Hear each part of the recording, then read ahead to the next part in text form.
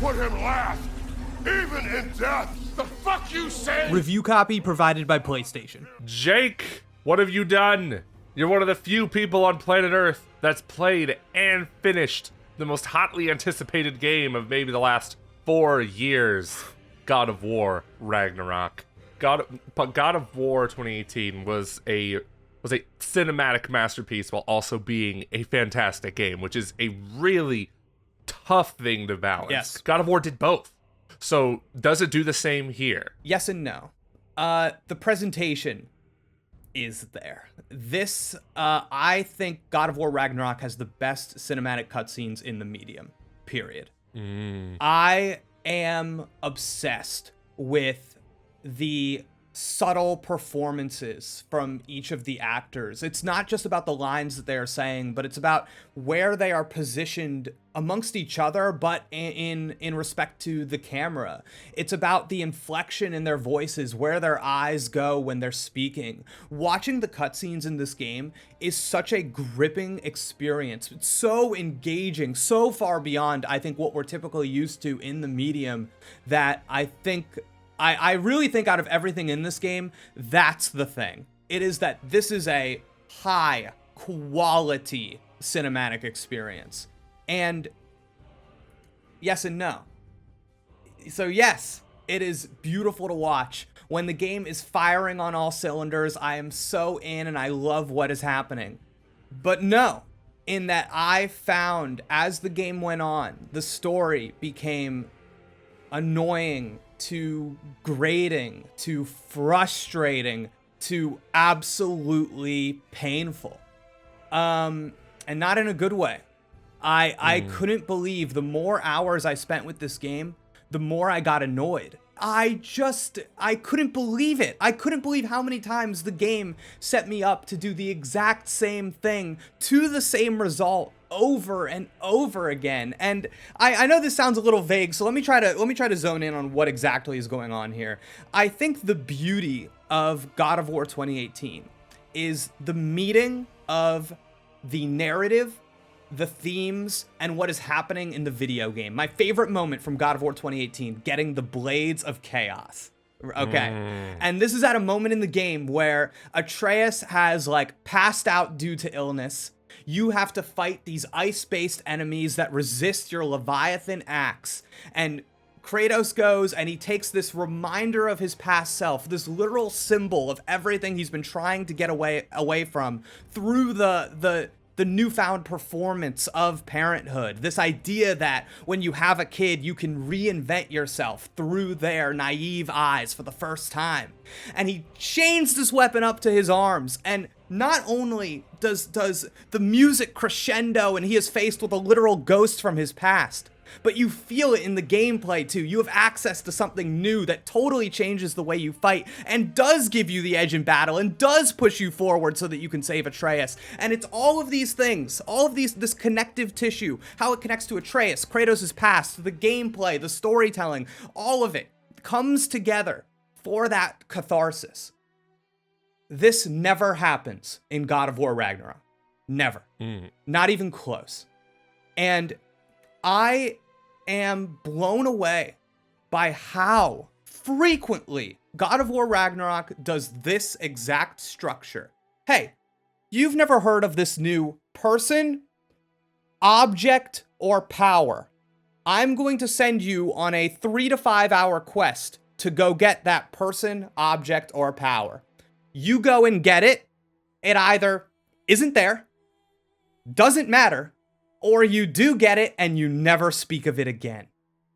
And then you move on to the next person, object, or power, and you do this. And I know I'm not the only person feeling this way, because the characters in the game verbalize their frustration. After more than one long quest in this game, in this pattern, I had one of Kratos' companions that he is traveling with say to me, "Wow, that was a waste of time."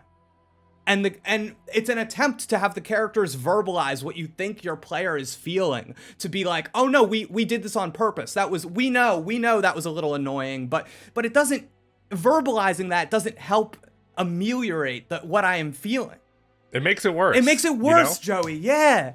But yeah, it's like I said at the beginning, we all know that this whole story of this game is about preparing for Ragnarok. This fated future that is going to bring the end to all of these realms. And specifically, what the characters are worried about here is that you have Kratos, who is worried that he cannot escape this path of endless violence. And then you have Atreus, who is worried that his identity, the mysteries surrounding who he really is, these mysteries are inexorably tied to the betrayal of people he loves. So both questions of fate, both questions of destiny, and our backdrop is the destiny of the realms, of Ragnarok. And that's where the game starts. And then 25 hours go by. And not a lot changes. And nothing is really... people don't change or grow. There's no... That moment of catharsis where you feel the narrative inevitability of course we have to go get the Blades of Chaos. Of course we do. Is replaced by, hey, I know you've never heard of this before, but there's this object that's going to be really useful to you. Go get it. And the magic's gone. And again, I want to say that like when Kratos and Atreus have their moments together and the cutscene is flying, it's not that these characters aren't capable of evoking emotion. I love these characters. They totally are. But it's the moving parts. It's what we do to prepare for Ragnarok, for this huge battle. We do all of this stuff, but at the end of the day, what it comes down to is a boss fight, just like any other. And it's not about anything. It's about the end of the world. And I can see what they're aiming for. I see the thematic pushes they're trying to do, but because there is no swirling and crescendoing in this 20 hours that I am describing, there's never a payoff. There's even a moment in the game, Joey, where I can tell the game is trying to show you, hey, look at how Kratos and Atreus are bouncing off of each other. Look at how they are more symbiotic than ever. Look at how this is where they need to be. And I don't know when the catharsis happened.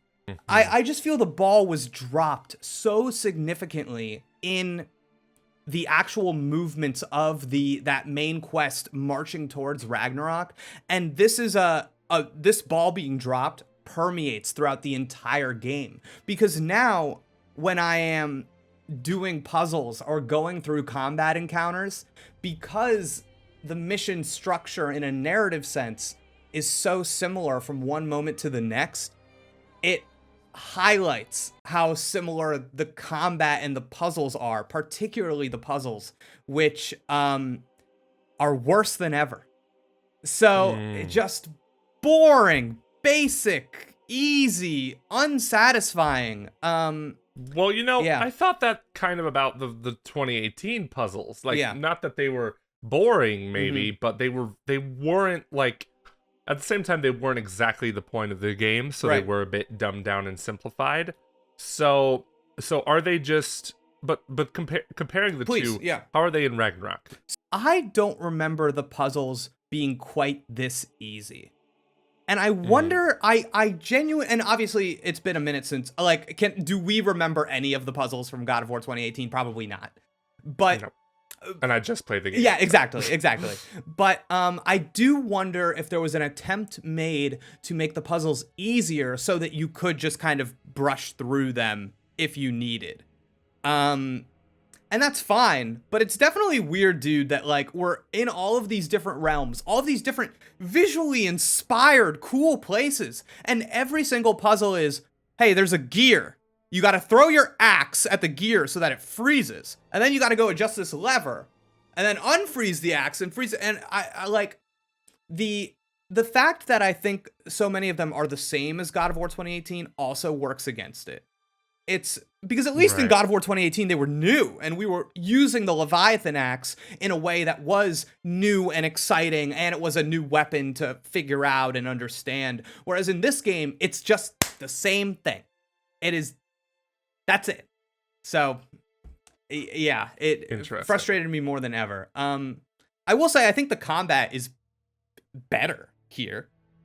Right. That's awesome. Yeah. At least. Yeah. I feel like I wasn't super interested in the skill trees of God of War 2018. Like, I got my skills and it was all fine and good, but I kind of felt like every additional skill, every new ability in this game was noticeably sick.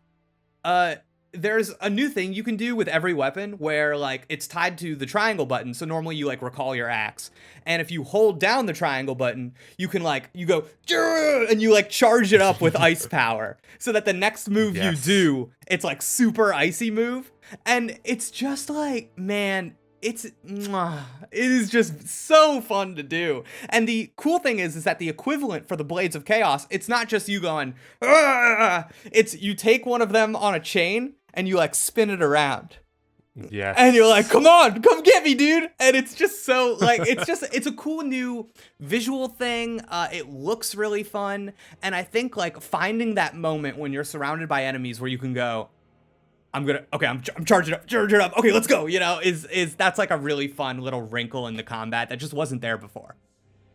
Okay, yeah. So when you say it's better, does it still, even with all those new additions, does it still feel mostly similar to God of War 2018? Or is this something that's almost completely revamped here? It's extremely similar. And I liked it, so I like it here.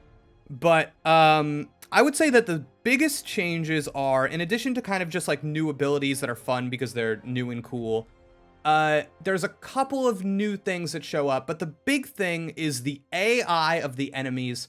I have no evidence to back this up, but I'm pretty sure the AI has been adjusted so that the enemies are better at positioning themselves behind Kratos. And I actually don't like this. I think that the combat in God of War. Okay, I'm gonna tell you a story really quick. I think this was So one of my most fun combat experiences in this game. There are like these little champion fights that you can do. That's like kind of generic looking enemies, but you summon them and you go, okay, this is gonna be a big battle. Let's go. And they're more or less these one-on-one optional fights. And I come across one in the story, and Mimir is like on my belt, and he's like, oh, I don't know about this, my dude. Like, maybe come back later. And he's like warning me about it. And I'm like, no, I'm the God of War. Let's go.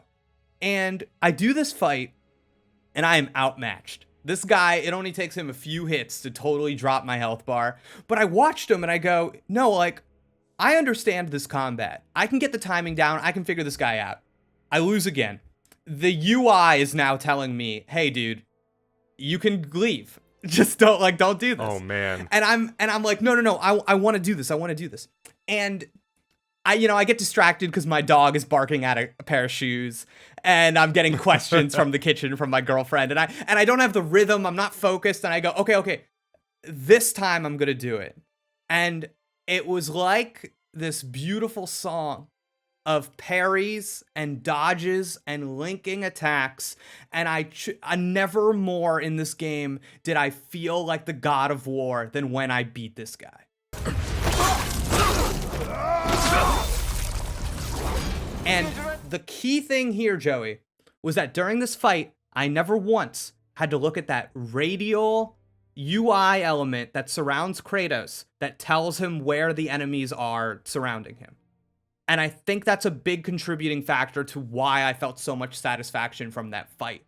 Because I feel so many combat encounters in this game are designed to have these enemies that are really good at squirming around you, and the fights are less like you are overcoming a challenging opponent and more like you are swatting flies and just trying to figure out where they are. And it's not nearly as fun. There's a new class of enemy called a wisp, and they're boring looking. They're just like a little energy ball that flies around, and they shoot at you. And I just like this just like it to me. That's not God of War. To me, it's creating an artificial difficulty through something that is annoying and frustrating is not like, it doesn't push you to engage with the combat mechanics. Instead, it pushes you to mash the X button, dodge out of the way, and just throw your axe at the wisps. So when the combat, I think, is allowed to shine, and there are a lot of these fights out there that's like, I think they know. I think, like, because all of the cool fights are these one-on-one encounters. And even in the side missions, they're like, hey, here's a sick fight. And it's not, here's a bunch of wisps. So in a way, I think they know. But again, Joey, it was that 25-hour-long campaign when I'm going from puzzles and, you know, fights full of wisps and lizards that are really good at slinking around. I felt like I was just being given something to do that wasn't meaningful. It wasn't meaningful in the narrative, and it wasn't meaningful in the gameplay. I see, Yeah. but I think because we're getting close to the runtime here, I do want to ask you.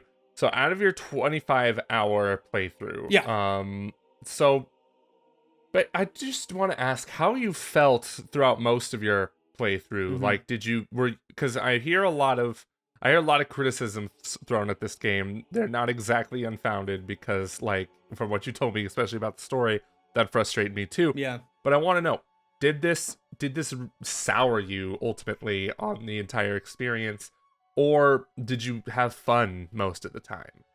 I was pretty sour. I think this game really highlights for me how much the directorial vision of 2018 carried a lot of weight, and how much I was really invested in the small sentimental movements of the relationship between Kratos and Atreus. This game, their literal together relationship is so de-emphasized, and we spend a lot of time introducing characters and expanding the world in a way that is not, I never feel a payoff for it. And I think the whole game, Joey, they were just like, get ready for Ragnarok, get ready for the end. You, the player, are playing this game because you want to see what happens at the end. And then when I got there, I wasn't impressed. And I sound so negative. And I just need everybody to remember what I said about the cutscenes, what I said about what the characters are able to evoke when things are firing on all cylinders. I like the combat, I do. But it's like they bought the bookshelf and sold the books of God of War 2018. And what is here is an incredible, high quality. You can feel the Sony big budget. This game is expensive. And I think it spends a lot of time trying to convince you that it's deep, but I found it to be paper thin. And that was what I loved so much of God of War 2018, was that it like stirred something in me. And I feel that we've replaced that with something very similar to a modern mainstream Hollywood movie. When we introduce this character and he's just this handsome guy that has a quip for everything, or this creature that's like a funny, cute little creature that's helping us out along, you know, it's just, I'm reminded of all of these things that I've seen in other movies and television before. And while it is impressive that in this medium we have gotten to the point that we can have these things and do them kind of well, it's not paying off in the way that I think a sequel to 2018's God of War should. And that shadow loomed over this entire game.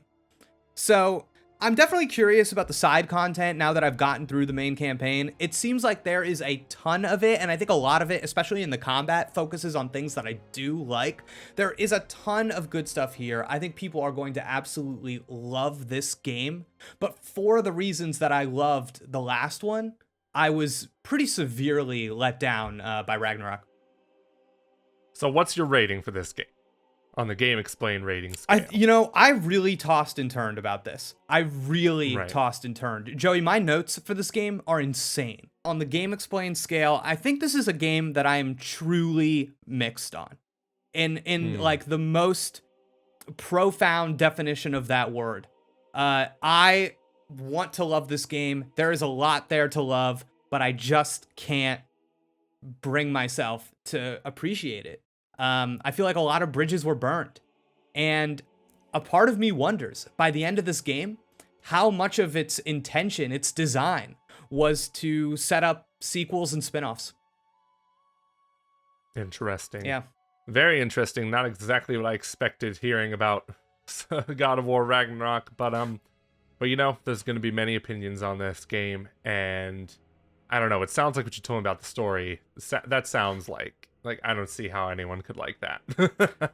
All right. So, everyone, does Jake's review sort of, how do you say, sort of turn you off from getting God of War Ragnarok, or are you still going to pick it up, try it out for yourself? Let me know in the comments below. Jake, any closing thoughts? I think it's worth it to see it for yourself. I wouldn't tell anybody not to buy this game. I think it's going to vary greatly who likes this game, who loves this game, and who doesn't like it. And I kind of think that the best art is polarizing. Is the way that you get things that you as an individual really love. A lot of the times those things are hated by tons of people. So like, more power to you if you love this game, truly.